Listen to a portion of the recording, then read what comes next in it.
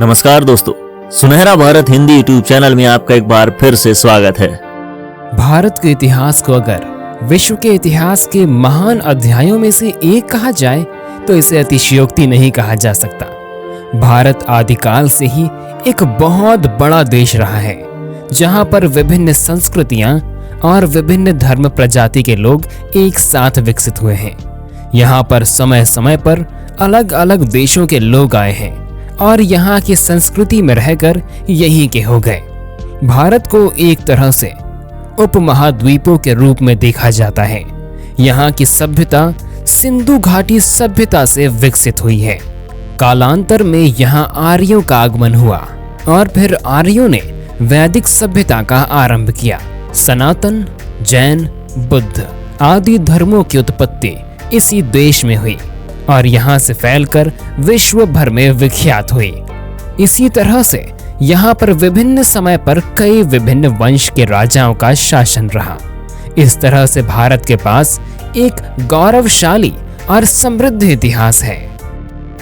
भारतवर्ष से जुड़े रोचक जानकारियों व तथ्यों के लिए हमारे चैनल सुनहरा भारत को सब्सक्राइब करके बेल आइकन को प्रेस करना मत भूलिएगा। वीडियो अच्छा लगे तो वीडियो को लाइक और शेयर जरूर करें। शारीरिक रूप से आधुनिकता लिए हुए मनुष्य का प्रमाण भारतवर्ष के उपमहाद्वीप में 75,000 वर्ष पहले पाया गया। भारतवर्ष के इतिहास में दक्षिण भारत की अन्य सभ्यताओं का भी विवरण प्राप्त होता है।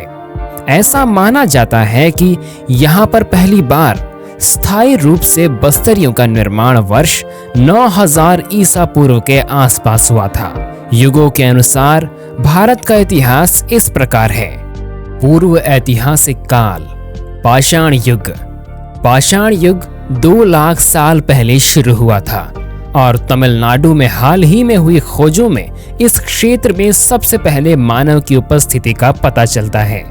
देश के उत्तर पश्चिमी हिस्से से 2 लाख साल पहले के मानव द्वारा बनाए हथियार भी खोजे गए हैं। कांस्य युग। भारतीय उपमहाद्वीप में कांस्य युग की शुरुआत लगभग 3300 ईसा पूर्व सिंधु घाटी सभ्यता के साथ हुई थी।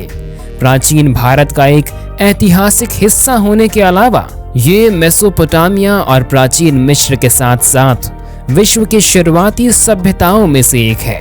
इस युग के लोगों ने धातु विज्ञान और हस्तशिल्प में नई तकनीक विकसित की और तांबा, पीतल, सीसा और टिन का उत्पादन किया। प्रारंभिक ऐतिहासिक काल, वैदिक काल। भारत पर हमला करने वालों में पहले आर्य थे।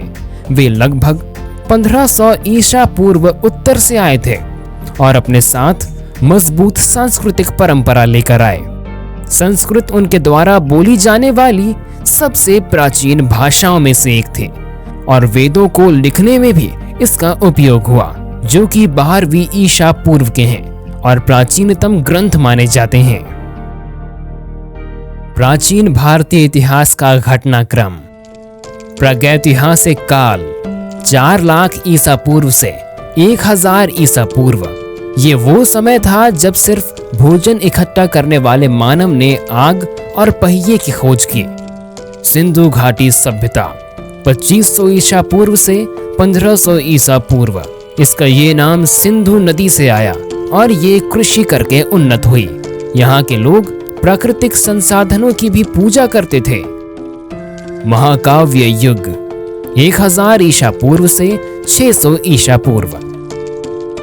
इस कालखंड में वेदों का संकलन हुआ और वर्णों के भेद हुए, जैसे आर्य और दास। हिंदू धर्म और परिवर्तन 600 ईसा पूर्व से 322 ईसा पूर्व। इस समय में जाति प्रथा बहुत सख्त हो गई थी और यही वो समय था जब महावीर और बुद्ध का आगमन हुआ और उन्होंने जातिवाद के खिलाफ बगावत की। इस काल में महाजनपदों का गठन हुआ और बिंबिसार के शासन में मगध आया। अजातशत्रु, शिशुनंगा और नंदा राजवंश बने। आक्रमण 185 ईसा पूर्व। मौर्य काल 322 ईसा पूर्व से 185 ईसा पूर्व। चंद्रगुप्त मौर्य द्वारा स्थापित इस साम्राज्य के तहत पूरा उत्तर भारत था और बिंदुसार ने इसे और बढ़ाया। इस काल में हुए कलिंग युद्ध के बाद राजा अशोक ने बौद्ध धर्म अपनाया। 320 ईस्वी। इस अवधि में बक्ट्रियन, पार्थियन, शक और कुषाण के आक्रमण हुए। व्यापार के लिए मध्य एशिया खुला, सोने के सिक्कों का चलन और साका युग का प्रारंभ हुआ। गुप्त साम्राज्य 320 ईस्वी से 520 ईस्वी। इस काल में चंद्रगुप्त प्रथम ने गुप्त साम्राज्य की स्थापना की। उत्तर भारत में शास्त्रीय युग का आगमन हुआ। समुद्रगुप्त ने अपने राजवंश का विस्तार किया और चंद्रगुप्त द्वितीय ने शाक के विरुद्ध युद्ध किया। इस युग में ही शाकुंतलम और कामसूत्र की रचना हुई। आर्यभट्ट ने खगोल विज्ञान में अद्भुत कार्य किए और भक्ति पंथ भी इस समय उभरा। मध्यकालीन भारतीय इतिहास। मुगल साम्राज्य। फरगाना वैलर, जो कि आज का उज्बेकिस्तान है, इसके तैमूर और चंगेज खान के वंशज बाबर ने सन 1526 में खैबर दर्रे को पार किया और वहां मुगल साम्राज्य की स्थापना की, जहां आज अफगानिस्तान, पाकिस्तान, भारत और बांग्लादेश है। सन 1600 तक मुगल वंश ने ज्यादातर भारतीय उपमहाद्वीप पर राज किया। सन 1700 के बाद इस वंश का पतन होने लगा और आखिरकार भारत के पहले स्वतंत्रता संग्राम के समय सन 1857 में पूरी तरह खात्मा हो गया। आधुनिक भारतीय इतिहास। उपनिवेशी काल। 16वीं सदी में पुर्तगाल, नीदरलैंड, फ्रांस और ब्रिटेन से यूरोपीय शक्तियों ने भारत में अपने व्यापार केंद्र स्थापित किए। भारत में आंतरिक मतभेदों का फायदा उठाकर उन्होंने अपनी कॉलोनियां स्थापित कर ली। ब्रिटिश राज। सन 1600 में ब्रिटिश ईस्ट इंडिया कंपनी के भारत आने पर यहाँ महारानी विक्टोरिया के शासन का ब्रिटिश राज शुरू हुआ। ये सन 1857 में भारत की स्वतंत्रता की पहली लड़ाई के बाद समाप्त हुआ। भारतीय स्वतंत्रता आंदोलन और महात्मा गांधी। 20वीं सदी में महात्मा गांधी ने लाखों लोगों का नेतृत्व किया और सन 1947 में स्वतंत्रता हेतु एक अहिंसक सविनय अवज्ञा आंदोलन चलाया। आजादी और विभाजन। अंग्रेजों की फूट डालो और राज करो की नीति के कारण पिछले कुछ सालों में हिंदुओं और मुसलमानों के बीच धार्मिक तनाव बढ़ता गया।